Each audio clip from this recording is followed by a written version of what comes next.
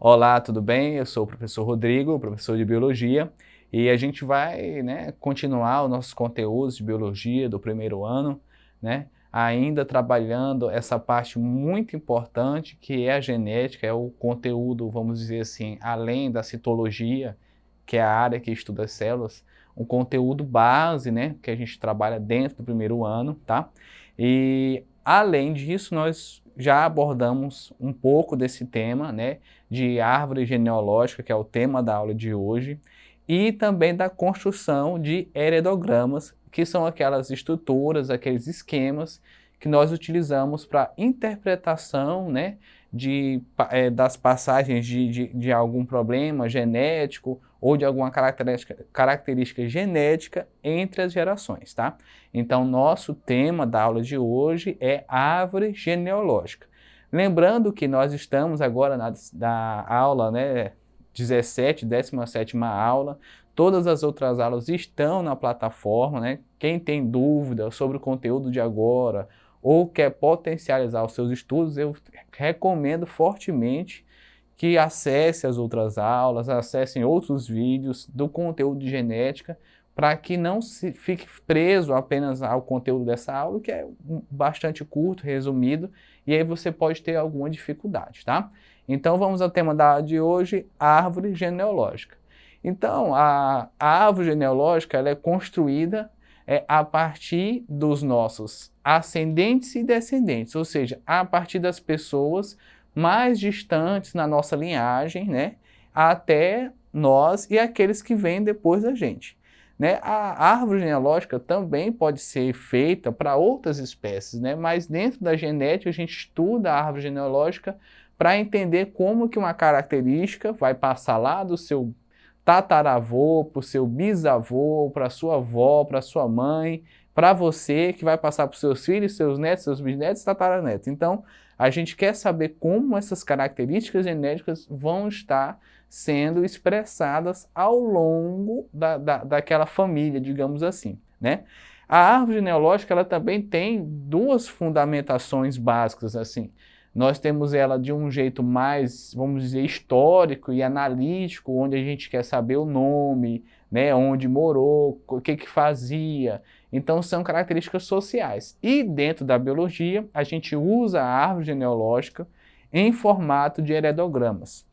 Esses heredogramas, eles são usados para exemplificar expressões gênicas, características, doenças, enfim, que vão acometer as pessoas da família e a gente vai analisar da onde é que vem cada problema característico ou cada peculiaridade dentro daquela família, tudo bem? Então, por exemplo, você que está aí em casa, você puxou, você tem as aparências do seu pai, da sua mãe, mas você também tem as características que vêm dos seus avós, que muitas vezes você pode compartilhar com seus primos, os seus tios. Então, todas essas características juntas e analisadas, vão formar a nossa árvore genealógica e dentro da genética nós vamos estudar, então, os heredogramas com o entendimento dos casos específicos. Então, vamos à imagem aí. Então, esse é um exemplo de árvore genealógica, onde a gente tem ali os avós, depois os pais, os filhos, e os netos. Nessa árvore. Então, o que acontece? A gente analisa os cruzamentos, Veja bem que uma família, a família que está do lado esquerdo, ela é diferente da família que está do lado direito, mas ligeiramente semelhantes. Por quê? Porque eles compartilham características iguais lá dos avós, Então, o avô teve um filho homem, uma filha mulher, esse casal encontrou outras duas pessoas, se uniram, tiveram outros filhos. Você pode ver que a gente tem uma filha do casal, do avô e da avó, que não encontrou ninguém, tá? Lembrando que a árvore genealógica, ela sempre vai considerar cruzamentos, uniões, Então, por exemplo, não necessariamente uma árvore genealógica é perfeita. Então, pode ser que na sua família você tenha um irmão do seu pai, da sua mãe, outro irmão que não é do mesmo pai, da mesma mãe.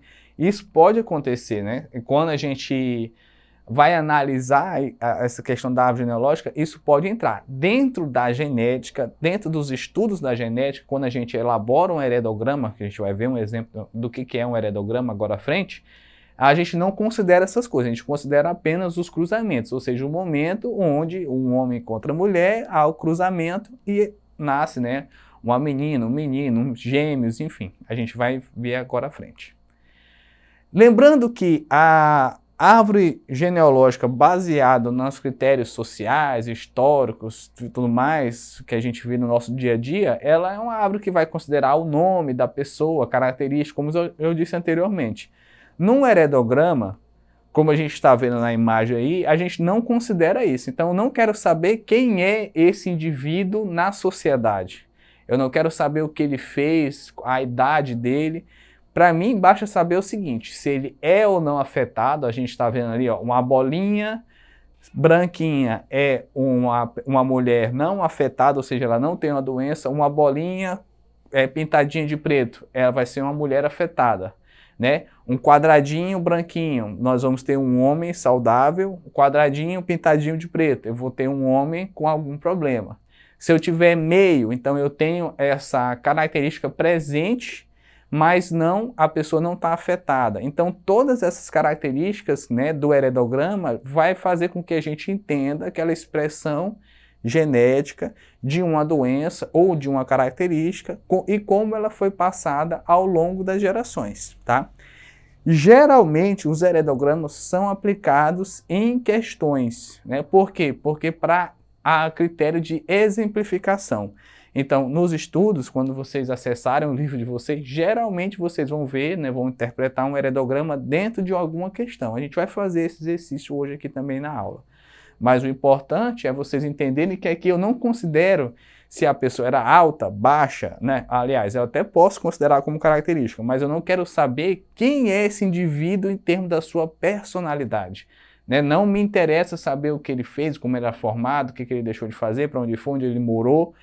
O que vai me importar é sim a característica genética dele, aquilo que ele está expressando, seja uma herança dominante, seja uma herança recessiva, seja, né, todas as questões que estão associadas a nossas características, né, genóticas, né, características do nosso genótipo, né, que são internas a gente, inerentes, né, no nosso DNA, e as fenótipas, que são nossas características externas que podem ser alteradas, né, se a gente quiser. Vamos lembrar sempre que o estudo da genética ele é contínuo e ele precisa que a gente aprenda esses termos para que você tenha facilidade na leitura e compreensão das questões, tá? Então vamos à imagem, né? Aqui eu ampliei a imagem passada, onde a gente pode ver os principais manifestações, né? As principais características dos heredogramas, né? Você pode tirar um print dessa tela, você pode procurar essas imagens na internet, você pode ver no seu livro também, para que você entenda cada sinalzinho desse, né, dentro do heredograma. Então, por exemplo, como eu já disse, o quadradinho e a bolinha. Bolinha é a mulher, o quadradinho é o homem, tá? A gente só considera esses dois gêneros, tá? Quando a gente não sabe o gênero, a gente pode colocar um losangozinho, né? E ele vai dizer uma pessoa que a gente não sabe o gênero. Não é... Lembre-se sempre que o heredograma está associado às coisas, características genéticas, independentes das questões sociais, tá bom? Então, por exemplo, no cantinho da imagem a gente tem um cruzamento, né, entre duas pessoas, e aí eu tenho a origem de 2 filhos, né, 3 filhos, sendo 2 meninas, um menino e uma menina afetada com a bolinha. Então, a gente já pode entender e lembrar também que essa numeração que está aqui, ó, ela indica a ordem de nascimento, né, desses indivíduos dentro da sua árvore genealógica. Então, tire um print, anote, né? Essa questão é básica, esse exemplo é básico, porque a gente tem muito mais informações dentro de um heredograma, tá? Reforçando, lembre-se sempre, né? Toda vez que a gente tem a fecundação, nós herdamos características do pai e da mãe. Lembre-se que o pai é XY e a mãe é XX. Então, quando um óvulo é fecundado e uma criança vai nascer, ela tanto pode nascer menino ou menina, tem 50% de chance, a gente viu isso na aula de probabilidade, mas essa pessoa né, esse novo indivíduo, ele vai ter tanto características da mãe quanto do pai. Ou seja, ou ele vai herdar o Y do pai e o X da mãe, ou ele vai herdar, no caso de uma menina, o X da mãe e o X do pai. Mas ele sempre vai ter as características. Então lembre-se disso. A gente precisa estar lembrando disso sempre no estudo de genética para poder compreender que a gente sempre vai ter a combinação de duas células haploides, lembra, 23 cromossomos para formar um novo indivíduo. Com 46 cromossomos, 22 autossomos, características nossas, e um par sexual, que pode ser XY, homem, ou XX, mulher. Vamos a essa interpretação desse heredograma antes de a gente iniciar nosso exercitando. Então, eu tenho uma mulher, né, que nasceu primeiro que o homem, né, está na ordem 1, 2. Lembrando que essa numeração também pode indicar questões para a gente identificar um indivíduo dentro do heredograma, tá? Então, a gente tem uma mulher, um homem, a mulher está com a bolinha preta pintada, ou seja, era uma mulher afetada, tá? O cruzamento desses dois indivíduos vai dar origem a 3 filhos, ó, vejam, 2 mulheres e um homem. Tá vendo que eles não são afetados e nem eles podem ser portadores, mas não são afetados. Por quê?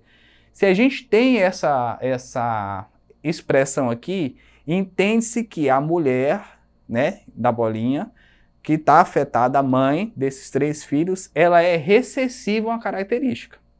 E o pai é dominante. Lembre-se da primeira lei de Mendel. Então, durante a combinação, como o pai era dominante e a mulher era recessiva, ela tinha característica, quando combinou, todos os filhos nasceram, né? Não há possibilidade de nascer filhos recessivos, né? Por causa da combinação de totalmente dominante com totalmente recessivo. Nesse caso, todos os filhos, né? A gente pode ver na imagem, eles não têm a doença, mas eles podem ser portadores. No caso, o homem, né, o filho desse casal, o homem, encontrou uma mulher e eles tiveram um casal de filhos também, onde o homem foi afetado e a menina não. Então eu já posso entender que esse homem, ele era heterozigoto para essa característica.